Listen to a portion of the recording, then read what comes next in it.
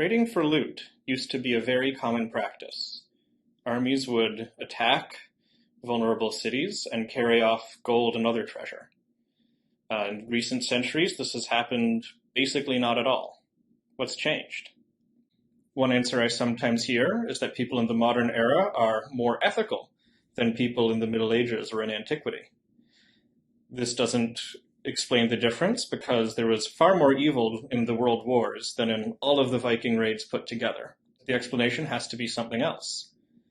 I think the explanation is economic rather than moral. It used to be that financial wealth consisted mostly of metals like gold and silver, which could be carried away by an attacking army. Nowadays, financial wealth mostly consists of stocks and bonds and bank balances and other things which are of essentially no value when divorced from the economic institutions and the productive industries that they're attached to. Such things are obviously very difficult to carry away and worthless to carry away without also conquering and taking the underlying economic base. This conquering the economic base is possible, but it's very difficult, which makes it rare, and it's also far more important than just carrying away treasure. This type of simple loot is basically irrelevant when it comes to determining the wealth of nations. It can build personal fortunes of the particular raiders who grab it, but it doesn't produce further goods and services, which makes it not important in an ongoing way. And so societies that are good at raiding and plundering don't end up becoming stronger and richer as a result. On the other hand, when you have societies that are able to conquer and steal the productive economic base of another society, this is extremely important and can end up reshaping entire regions. For example, the Roman Republic, when they conquered someone, would not just take a bunch of gold, but they would also enslave a huge number of people.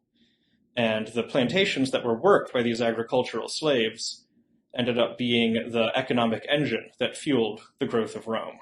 You also have the Normans in the 11th century and the Manchus in the 17th century as examples of people coming in and conquering an existing and very productive agricultural society and putting their own people into the top spots so that now they were getting this steady stream of resources from a very strong agricultural base.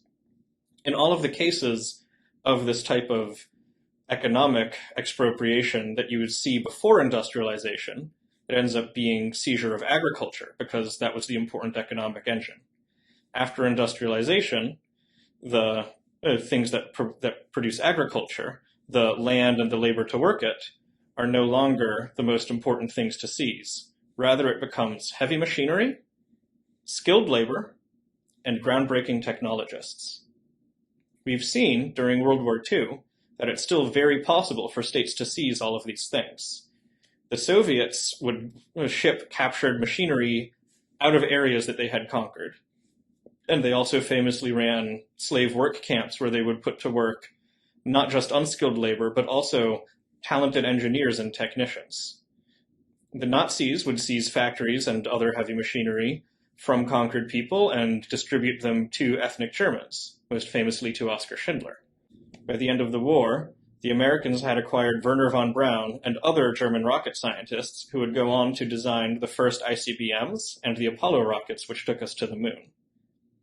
Examples of this type are quite rare and are very frequently hundreds of years or hundreds of miles apart from each other.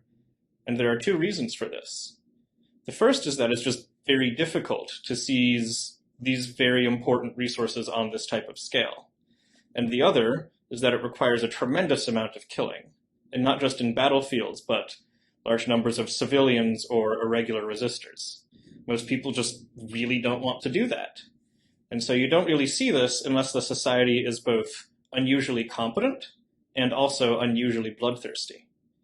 I don't think we have any such societies in the world today. But 25 years from now, who knows? My name is Ben Landau-Taylor. I work at Bismarck Analysis. Thank you for watching this video, and please subscribe.